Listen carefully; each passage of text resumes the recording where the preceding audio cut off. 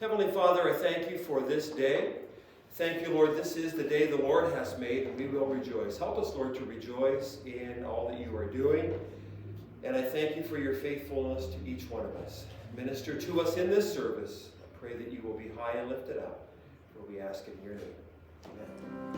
Come, let us worship our King. Come, let us bow at his feet. He has done great things. See what our Savior has done. See how his love overcomes. He has done great things. He has done great things.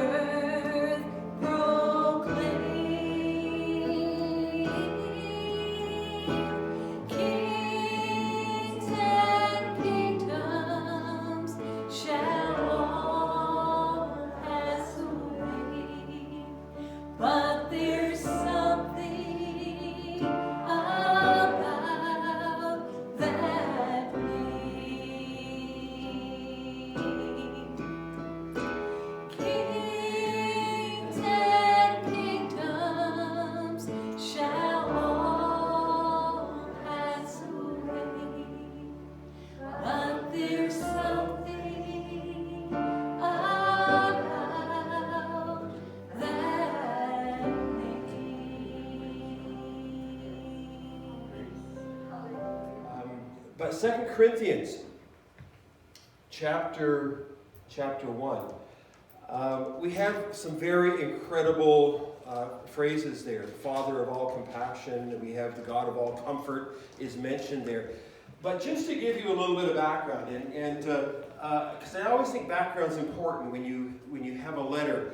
And so Paul wrote to the Corinthian church. Now, why did he write to the Corinthian church? Well, on one of his missionary trips, he started a church in Corinth. And so it was dear to his heart. And so he started a church there. Things went well. And then he took off and went on other missionary trips, kept in contact with them.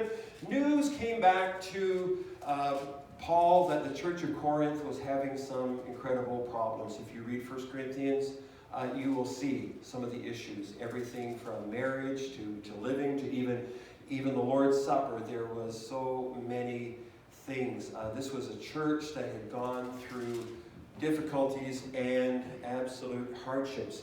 Now, theologians, not me, but theologians say that Paul wrote probably 4 letters to the Corinthians, and we only have 2 of them.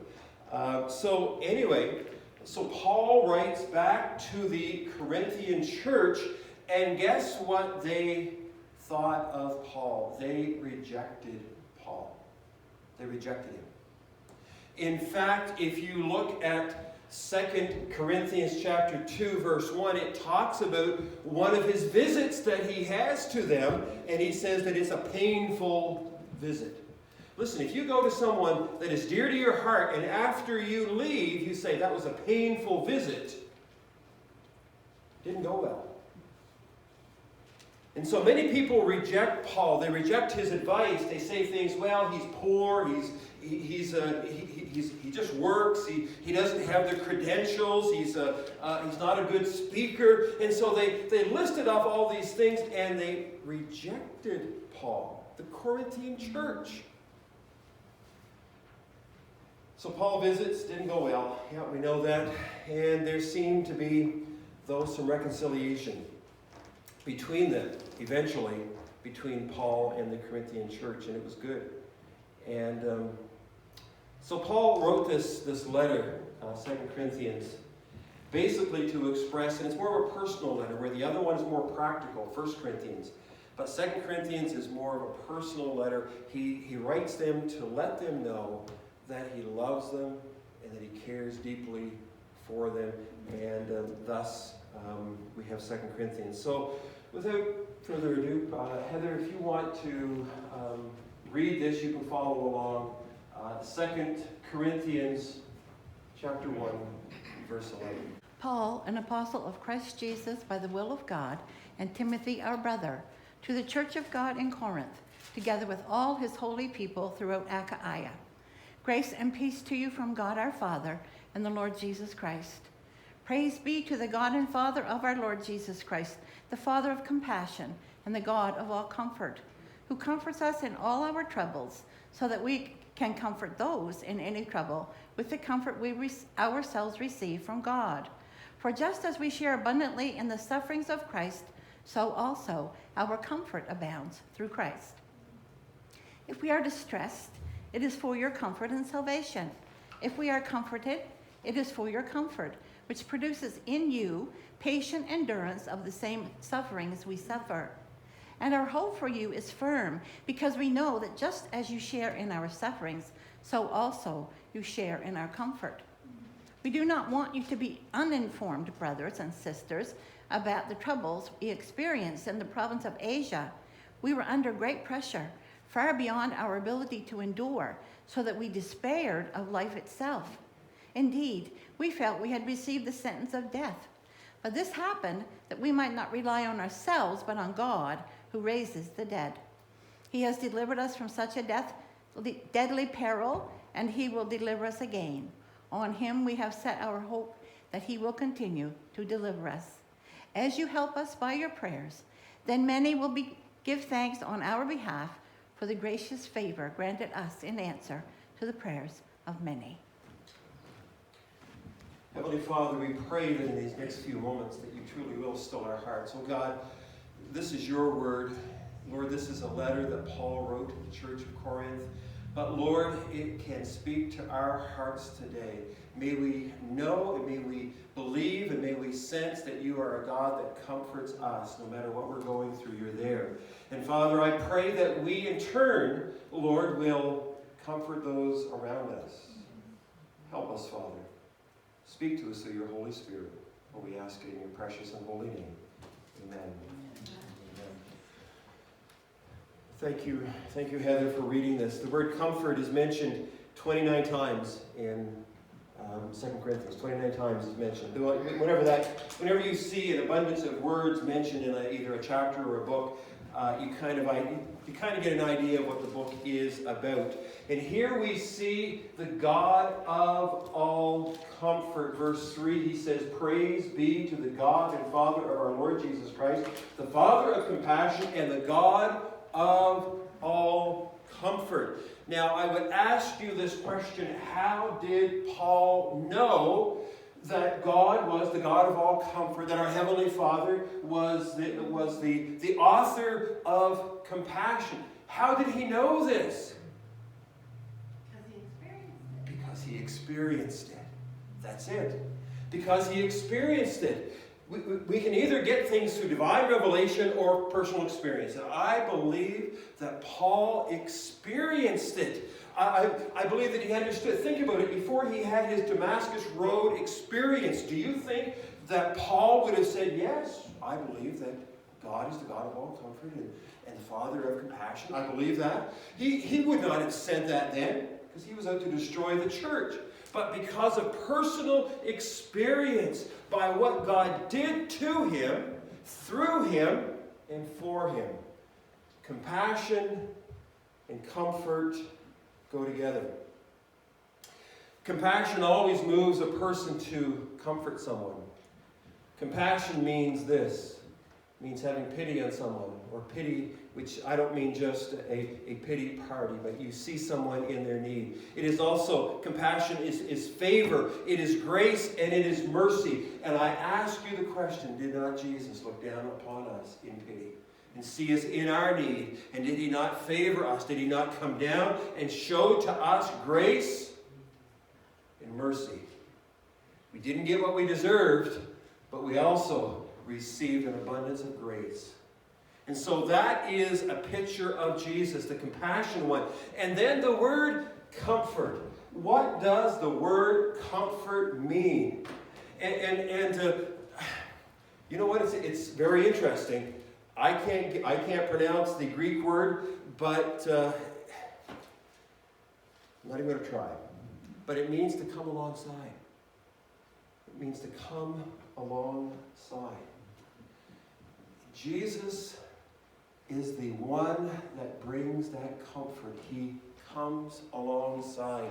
That's one definition. Another one is to come to one's aid or encouragement. And so when you put those together, compassion and comfort, we see that it is in its fulfillment. It's seen in Jesus, who had pity on us, showed us favor, came offering grace and mercy, but he also comes alongside us. He walks with us. He talks with us each and every day. He's there to bring encouragement, to bring strength to us.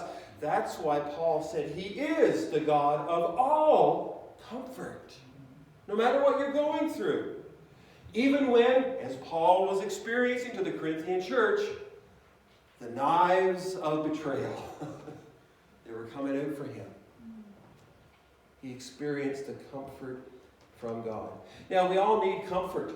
We all go through trials and tribulations. And we can always desire to have that comfort. And we can always have somebody that will come alongside us to bring us comfort. And that's truly an amazing thing. We all need comfort. I'm thinking about Jesus. Now, again, and I ask Barb this, usually as I'm preparing a message, always, if there's something that I'm not quite sure of, I always say, Barb, what do you think about this? And she usually gives me good advice. But look at Jesus, because I asked about Jesus. I said, do you think Jesus ever needed encouragement? And she said, well, in his divinity, no, but in his humanity, yes. Good answer.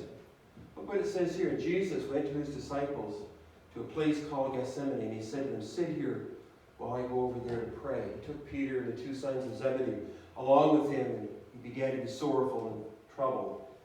And he said to them, my soul is overwhelmed with sorrow to the point of death. Stay here. Comfort me. Be a little bit of encouragement in that humanity, and keep watch with me. See, even the human side of Jesus needed that compassion at this particular moment of incredible trials and tribulations. So we all need a little bit of comfort. I think about Paul. And absolutely, did Paul not have people that came alongside him when he went on these missionary trips? Who did he take with him? He took Saul Silas. He took Timothy. He took John Mark. But he also took Barnabas, which is called the son of encouragement. Encouragement. Think about the disciples as Jesus is getting ready to go back to the Father. What does he say? He says here, and I will pray the Father, and he shall give you another comforter, that he may abide with you forever. That he may abide with you forever, the Comforter. Does the Holy Spirit go with us? Absolutely, the Comforter. He really does. He's there with us. And so we have that Comforter no matter where we're going. We have that presence. We have that strength that we can draw upon. We know that he's there with us. We don't travel alone. Never alone, the song says. As Christians, we do go through trials from time to time. And again, Paul did. He was criticized. He was really rejected by the church of Corinth for a while. But look what it says here. And this is in two different translations. 1 Corinthians 1:5, New International says, for just as we share abundantly in the sufferings of Christ, so also our comfort abounds through Christ. But I like what the New Living Translation says. For the more we suffer for Christ, the more God will shower us with his comfort through Christ. Praise the Lord.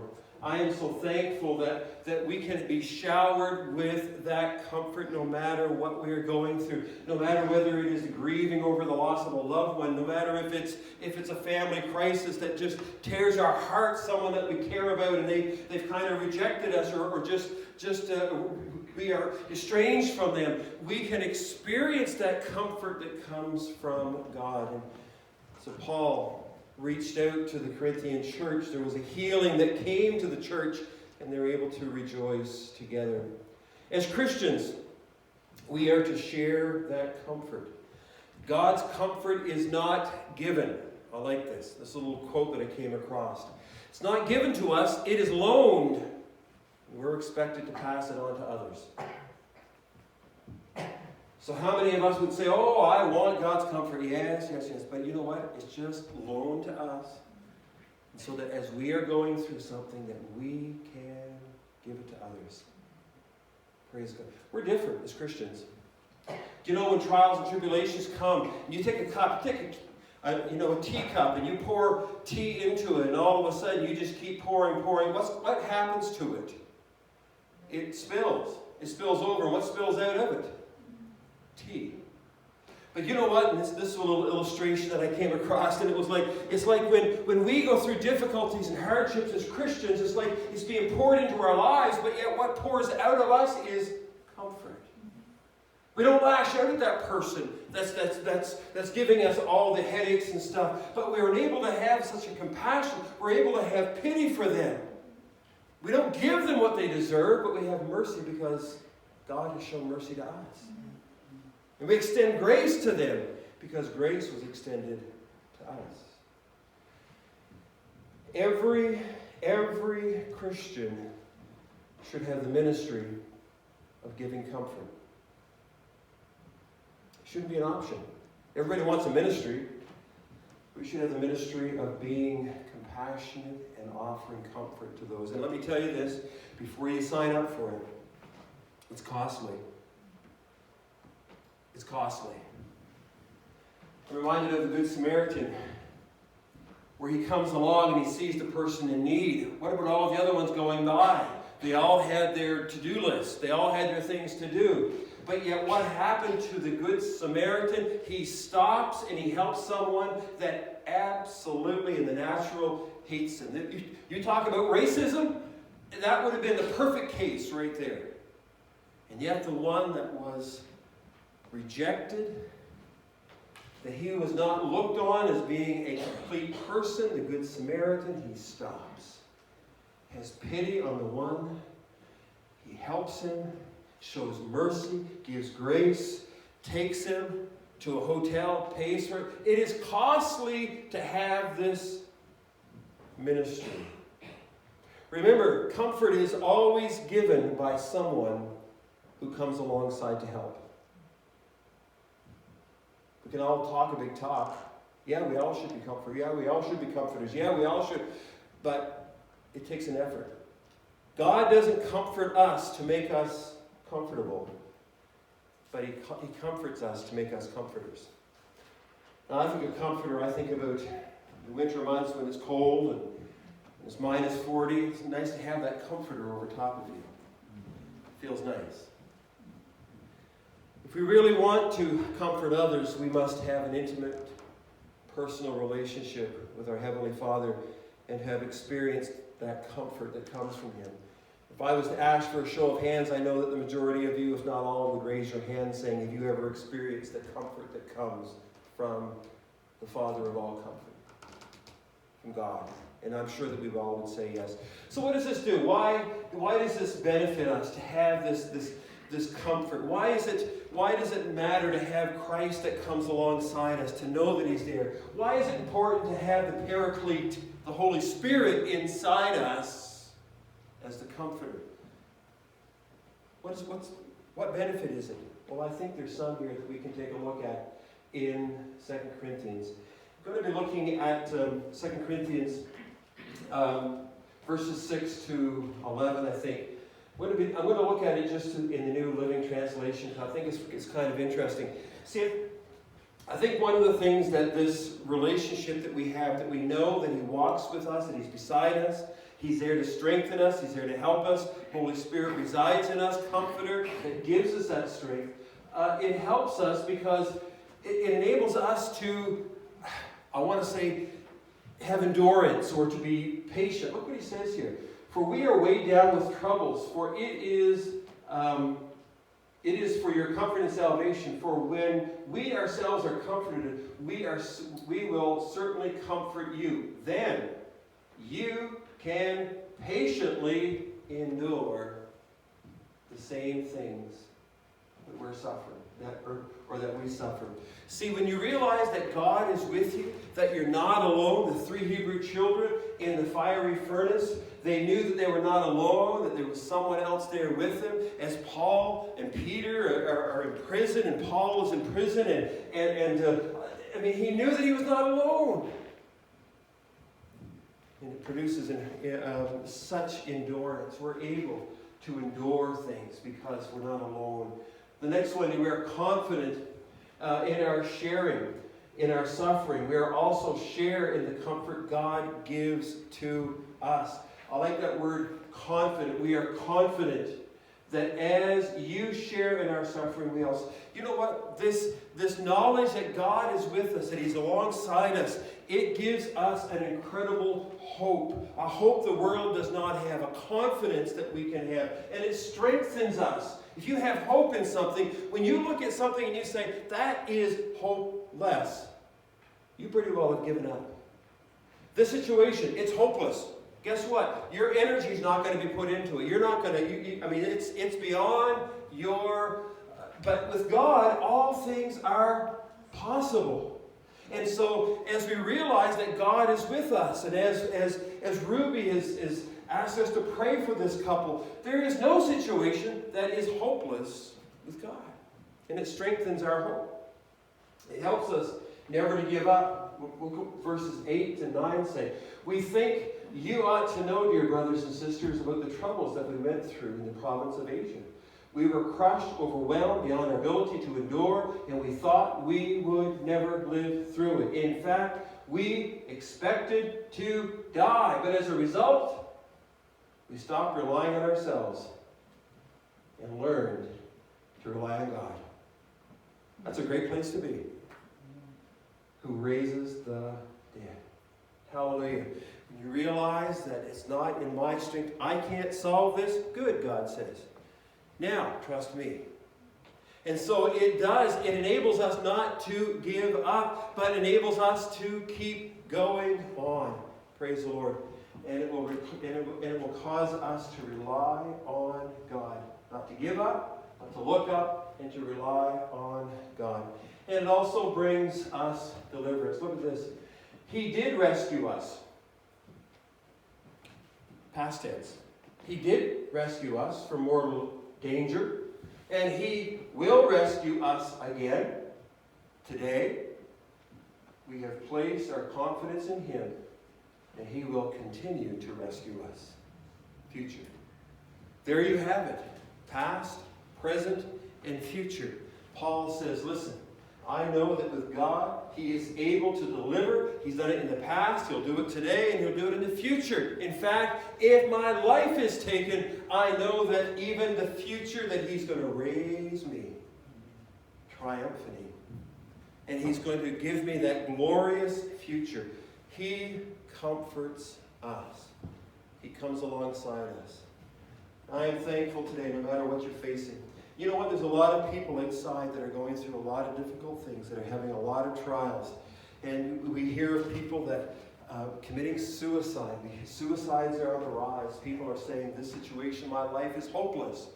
And you know what? We as Christians, we can go alongside them and say, God cares for you. God's got a plan and a purpose. God can deliver you out of this circumstance, this situation. As we were able to pray with Robin, we experienced that, just that going from darkness to light. He delivers. He sets free. Think of all the ones that are addicted to things or are possessed with fear right now, going on with this pandemic and what's going to take place, and we have brother turning in brother, and we just there's such an atmosphere of uncertainty, but not for the Christian. God's in control. God's working. And I believe it's one of the greatest opportunities for us right now to be able to share the good news with people. Jesus is, yes, everywhere. His presence is everywhere. May we as Christians make Him visible. May we be His hand extended. May we take this good news. May we take the comfort that God offers and extends. May we take it to people. May we come alongside them. May we sit down and share with them the good news. May we tell them about a God who cares for them, a God that loves them, a God that wants to spend eternity with them, that God that will give them peace and joy, that will give them something that the world can't give. May we be willing to do that. He comforts us so that we can comfort others. And I'm thankful for that today. Praise the Lord. Heavenly Father, I thank you, Lord, for the comfort that you give to each one of us, no matter what we are going through. Lord, it can be family crisis, as Paul was going through, Lord. Lord, brothers and sisters in the Lord that had an issue with him. And Lord, how that you were able to bring reconciliation, that you were able to restore that relationship and heal it. And I'm thankful, God, that you are able, Lord, what the enemy wants to destroy, tear down, Lord, you're able to bring back up and to cause growth to happen and to bring healing. I thank you for that, Father. You're a God that is the one that gives comfort, that comes alongside. You show that compassion to us, Lord, that mercy and that grace is extended to us. Thank you for that, Father. Lord, I pray for every situation that will be represented in this sanctuary today.